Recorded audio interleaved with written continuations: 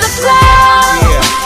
Take it to the top of the globe. Trying to take it to the top of the globe. Before I forget to just mention, my goals are something that I'm trying to make achievements. I'm tired of dying out, life ain't nothing but pain.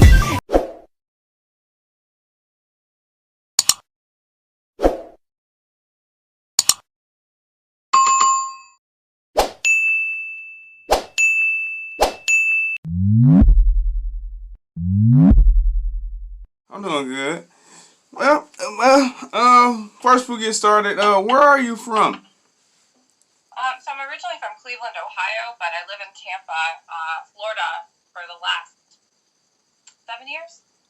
Okay, all right. For the last 7 years. Okay, so how did you get into the modeling? That's the real one. Well, that's actually just from a lot of it's from Instagram. I never liked cameras. I never really liked. I could be on a stage singing, but not really like on photos. Okay. But you just gotta muscle up and get used to it and feel like you can own a camera a little bit to like compete, right? Yeah. In this day and age. So I started my Instagram. It was just like just for art, and then I started adding photos and music to it, and I started getting reach outs. It like social media. Never really believed in it, but it's actually very helpful. Oh yeah, especially with that, yeah. And as far as the visual arts, like which did you start it off with, the modeling or arts first? Arts first, definitely. So like behind me, do you like the camera? So a lot of people when they have interviews, they want the camera to be horizontal. Do you want it up like this? That'll work. Yeah, that'll work. Is that better for you? Yeah. Okay. Yeah. So like the painting behind me is mine. I do a lot of large acrylic work. I also do watercolors, everything like that. I've been painting and doing workshops for kids and things like that for many, many years. Like, I'm always involved in some kind of art gallery or starting an art gallery. Or when I first moved to Tampa, I had a little workshop called, and we didn't know anyone, right? So we came from Cleveland. And okay. We were in an apartment complex, and there were some artists that live above me. So we all got together and we had this workshop called Cartoons for Culture. Oh. Totally free. We just went and bought a bunch of little materials from like the dollar store, advertised it, and then we'd have kids on Saturday morning come in and learn like some basics of art, like perspective or shapes or whatever. Like, and we would talk about it, have a little tiny presentation, and have them do it. Just for fun, and it went really well. So those things are always part of everything I'm doing. Oh, okay. How long have you been far as into like the visual arts and everything like that? Like what's the detail on that? Well, that's been pretty much forever. I've been painting painting everything creative since I was young, but visual arts I've been in galleries and selling paintings for at least the last 10 years. Not all the time, you know what I mean? Okay. But like not as a 100% source of income, but that's just an ongoing thing. Right now, I'd say the biggest break I've taken from painting right now is just to focus on music, but that's going well. All right. So the music, far as concerned, is it's always been like just you and the guitar and everything like that. So in the past maybe 5 years, I was a part of a duo. We were called Unknown. And It was myself and my guitarist who also would sing, and it was like folk, blues, kind of something like that. He was kind of from the country. I wanted R&B, but we kind of met in the middle with this like new bluesy, folky sound. Okay. He passed away. We were doing well. We were going through the South. He was from Georgia, and so we were in that area. Then we were down here. We had a little college following in USF. But he passed away. He was a heroin addict, like a lot of the artists are. Oh, okay. And like a lot of good people I know, really, really creative people have problems with really hard drugs, you know what I mean? Yeah. And so, of course, as things go, he ended up passing away, and I put music off the shelf. Like, I couldn't even listen to music. I had just lost my parents. Sorry. I'm an only child, and it was like this big amount of loss all at one time. And I was using the music as like a ways of escape, right? So we play, and I feel a little better. Well, he passed away, and I didn't have any music. I couldn't play the guitar. I couldn't find any musicians to play with because, when you're heartbroken. Yeah. And after a while, I picked up the guitar myself, taught myself to play just by Googling things, and then did it enough where, you know, I'm able to play my own set now. Right now I play my own sets. I also play with a guitarist. I have like a small little collective band that I can call upon at any time. Okay. As far as percussion or bass players, we have a really great community here. Okay. And also I'm starting to do a lot of featured work on beats with, I work a lot with hip hop artists. Oh, that's cool. So it's like is it local acts or you know like kind of known acts or something like that you work with? Yeah, they're both. Right now, I think they're getting more and more known. The latest work I've done with is Brinfinity FX. I'll send you links to him. Okay. When he puts shows on, there's like 750,000 people come to these shows. So yeah, they're definitely people with exposure. I'm going to be featuring with Nimrod. I don't know if you know who Nimrod is. I'm part of Federal District Records. That's a record label out of New York City. We're associated with Wu-Tang and things like that. Nimrod is a rapper, kind of like a more old school rapper, but he does really well, and I'll be featuring with him, I think, this September. Oh, okay. That's cool. Yeah. So, you said you taught yourself how to play the guitar. How did you do that? I don't even know how to play an instrument. Right? No, so all you have to do is you go to easy chords, and then it just shows you with your fingers where you put them, and then you just have to practice, and you got to do it a lot because you got to get good calluses on your fingers. Okay. Because it hurts. It hurts. A lot of people, they don't. I think the main thing that stops people from playing guitar, because everybody wants to figure it out, is really because it hurts your fingers so much for the first month.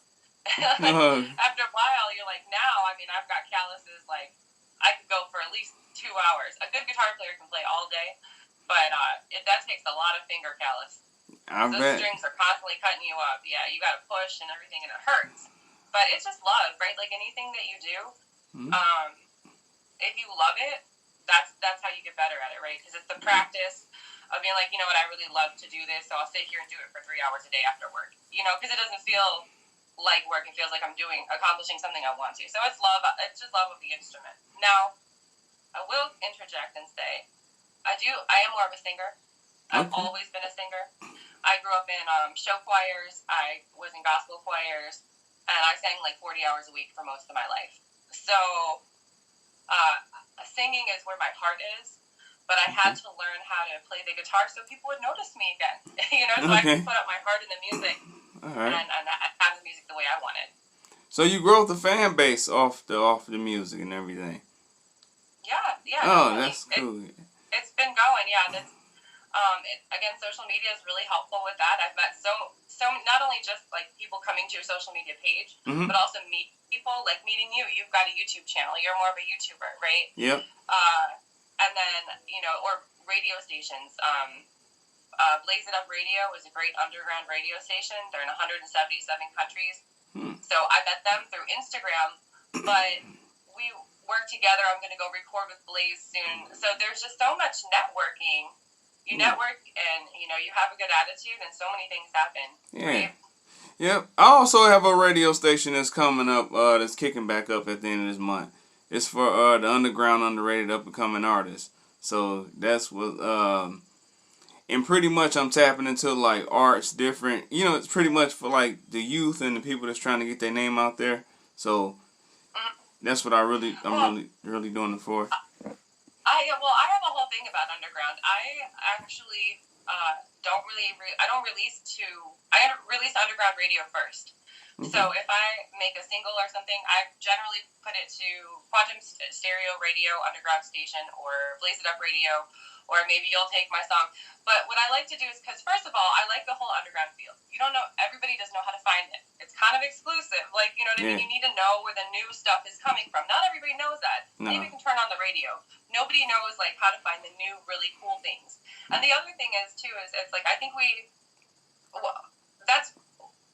it still is the big time. Do you know what I mean? You don't need some giant company telling you that your song is good. You don't need, you need some listeners. You need good listeners. You need people who understand. So I think I'm really all about underground radio. And one of my things is I always release to that first. And then we release it. Because the platforms will do how they do. Another 2 weeks is not going to kill it on the big platforms. You know what I mean? Yeah. And then other people can be like, you know what, I heard that first. You know what I mean? Yeah. Most definitely, yeah, because that's the most exciting part. Because I was with well, I'm still in with Empire, and they got all these big names in front of them, but they be forgetting about the bass player or something like that. Because a lot of these guys come into the industry with like actual instrument playing individuals, and the crazy part is that the funniest thing I ever seen was a grown man playing the flute, and he actually played it better than most choirs. There's something like that. So it's like I'll be getting really interested in that. So when I ran across your page and I seen you had a guitar in your hand, I was like, wait, hold on. Then I seen music, musician and everything like that. I was like, wait, I might want to talk to this individual real quick. Then I checked out your YouTube page and I was like, you can sing. That I can do. That's rare, and it's your voice. Like the music studio, you can tweak around with your voice. So it's like a lot of R&B singers, quote unquote, they are talking. It's just like extended with their. They put auto tune on. Yeah, and everything like totally that. Different. Yeah, so it's like that's a unique thing. Yeah. And for me, when I talk to my engineers, they're always mind blown because I'll go into a studio and I'll be like, okay, now what we're gonna do, please, is we're gonna put as little on my voice as possible. I very rarely stack anything. I very rarely do rights and lefts or dubs, and I don't allow auto tune on my voice, like really ever. Like I just won't allow it because I want it to have that raw. Like I'm singing to you. I don't want you to sound like. If I just want it to be real, I want to have that feeling that I'm trying to. And when you put too many things on it, it's like when you put too many things on your salad, you can't taste the what the salad's made out of anymore. You know what I mean? Yeah. So now, so I really appreciate that from you. Have you heard my single Bloodstream? I did a cover of Ed Sheeran's Bloodstream from his X album. Yeah. And I'll, because it's very raw, and it's all instrumentals. We built that from the ground up. So my label wanted me to do covers, and I said, I don't really want to do covers, but okay, like I understand why it's a good idea, and covers are a huge industry, right? Yeah. And I said, I just don't want to use a backtrack, because I don't like to sing over electronics ever. Like, if I wanted to do karaoke, I would go to karaoke, is how I feel about it, right? Yeah. So I always build everything with live instruments. And so what I did is I had a piano player come in, and then I had percussionist. My engineer's a percussionist as well. Okay. And then I had lead guitar come in, and vocals, and we just built the whole thing just by ear, just in studio. Oh, that's creative. That's originally how the way they made music in the beginning before the computers came around. So that's like really nice. Yeah. And you get the feel of it too. And then I really, because everybody's just using beats now. Nobody really uses real music. No, they don't. No. So I really would like. Yeah, that's cool. So where you say you located at again? So I'm at Tampa Bay. Tampa Bay, Florida. Okay. Well, what I'm doing is like besides the radio station, I'm putting together pretty much like a collab album with majority of the artists that I react to or interview with and everything like that. I was wondering, if possible, if you could be a part of that. That would be a lot of fun. I always love to come. And this is like, we're having a good interchange. We got a good energy here, right? Like, we're having a real talk. Sometimes interviewers, you're not talking to for real, you're just answering their questions, but like, we're having a conversation. Yeah, that's most of my interviews is like that, because it's like, people that's not relatable to music, they just kind of like it's like a duh thing, and it make the interview boring. I seen that before I started my YouTube channel. I was like, oh no, I can't do that. So you gotta have some kind of something. Yeah, but because I'm really interested in live instruments. That's what I tell every hip hop artist, R&B artist that I was like, before it was computers, they had live instruments. Like you couldn't come on stage and put on a CD or a cassette tape. You'll get booed off stage. It's not happening. And also it feels more. You know what I mean? It's just live music doesn't translate. The best you could translate live music is probably vinyl. Yeah. To be honest, you know what I mean? Because you just get that crackly extra texture because it's textured. Yeah. You know what I mean? Yeah. And a lot of hip hop artists really do. After I work with them, they'll be like, we should add more live to our mixes. We should do this more often. And I'm like, see, that's going to be a next step, definitely, right? Yep. I think so. Yeah, that's what it's gonna be. You know, cause you know, they got they having a hard time clearing samples from old groups that was like back in the '60s and everything like that, because they sample a lot, and they having a hard time because you know they don't want to sell their bass lines or anything like that to no one.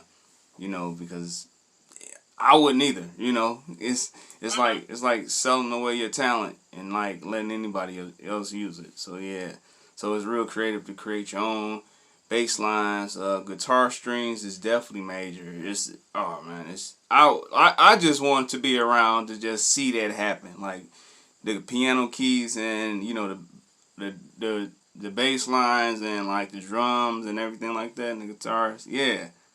Well, yeah, and because that's when you're all making music together with a band, you know, and everybody has their part, and it's all making one thing. And that's like my probably biggest musical platform for everything, Mm-hmm.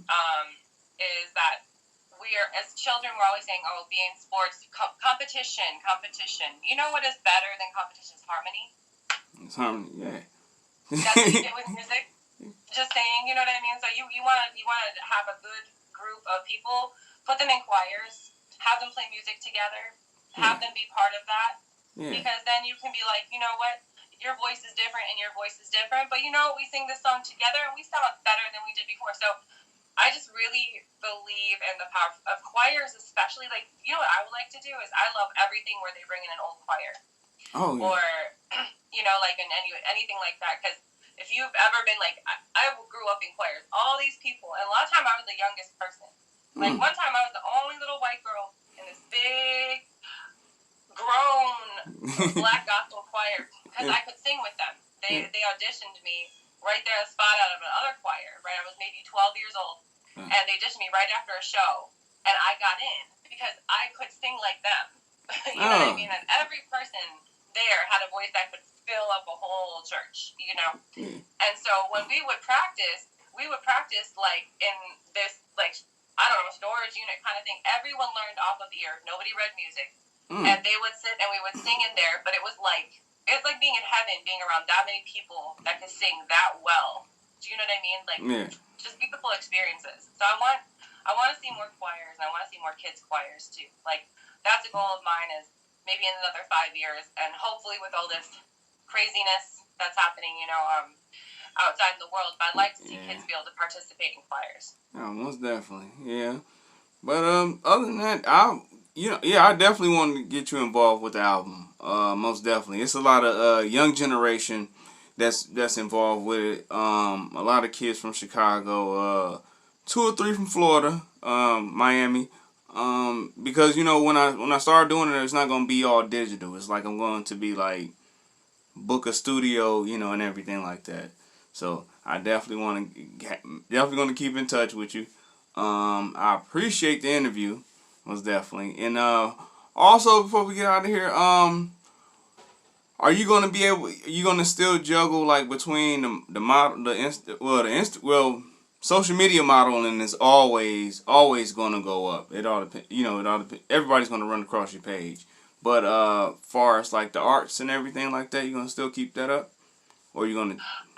To the most extent I can. I miss painting. Painting has become my backseat hobby now. Now, definitely, I do small modeling, sometimes like little jobs, you know, like, so it's not just Instagram. Sometimes little things are outsourced. I'm very choosy about who I accept any offers from, because you never know what they'll do with photos later. You know what I mean? So, and Instagram, yeah, it's my like backseat. If nothing works out, then at least I can hopefully, you know, work through Instagram, right? That's like baseline, because that's growing every day. I think I'm picking up, and I mean, my advertising budget right now is being spent on magazine, radio, and other things. So I'm not really, my budget in Instagram was a lot higher, and I kind of cut it because I'm branching out. Okay. But I mean, I'm growing like 15 to 30 a day on Instagram, which is pretty good. Oh yeah, that is great. Wow, that's great. So what kind of modeling, like you're in Florida, so it's like I know they say it's a lot of modeling opportunities out there. Like what kinds like there's available, like far as that? Oh, especially out here, there's a lot of local brands. You know, everybody, especially where I live with beach towns, So everybody's doing their own surf brand, their own. It's a lot of brands advertising. Okay. Almost always. All right. Yeah. You ever thought about the energy drink Bang energy drink? I have not. We haven't. Never thought about it. You should look into that. They got the owner he sponsored my channel. Bang is sponsored by my channel. They promote, also support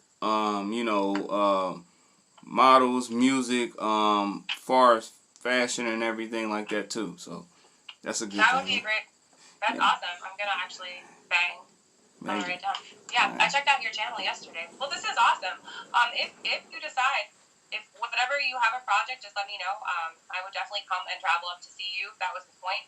If you were gonna have it headquartered there, but if you're thinking about coming down to Tampa, yeah, because here too, if you're thinking about having more live musicians come in, I have a great network of all kinds of different musicians. We have everybody. We've got bass players, we've got guitarists, we've got piano players. We got people who can build things from the ground up. That's why I wear this. Then I'll let you go. But it's Tampa Bay underground music. This is what I kind of that's cool. sponsor.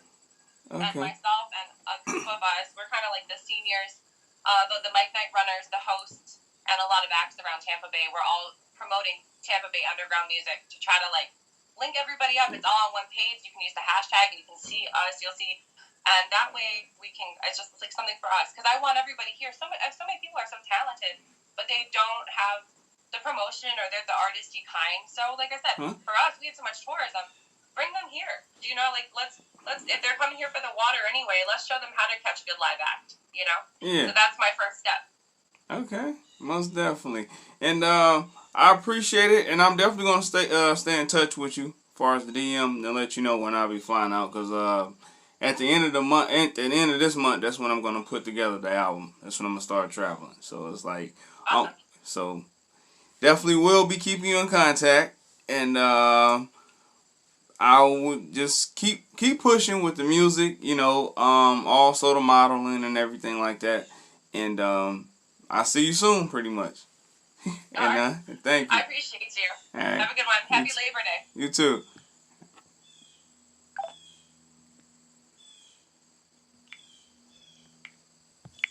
To the top of the globe, till the whole world knows my name in the brightest light. Then I'll be alright.